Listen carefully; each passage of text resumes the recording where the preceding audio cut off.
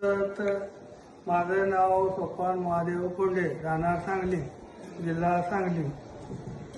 आणि मी या महिन्यात काय तुम्हाला अनुभव सांगतो. माझा महाराजचा फोटो गाडीमध्ये होता पुष्कळपती, आणि झाड एक माझं दारात मोठं होतं. त्या झाडाखाली गाडी होती.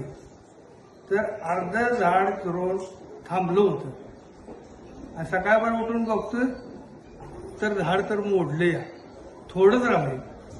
पोरं आली, पोराजीला म्हणणार गाडी काढा, गाडीवर झाड पडते. गाडी नुसती महागाई घेतली, झाड मोडून पडलं.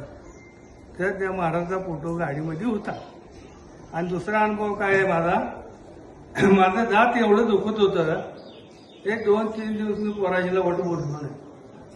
आणि 3 दिवसांनी मला सोचलं म्हणून बोललो. पोरा म्हटला मग सांगितलं का नाही, उद्या म्हटला दाताच्या दवाखान्यात जाऊया 10 वाजता. तर मी म्हटलं महाराज हात आता माझा असल्या काढून मी कितींची जगणार आहे. एवढंच बोललो. 10 वाजता तर माझं दात तो 60% राहिलं. संध्याकाळपासून पूर्ण राहिलं. टाळ्या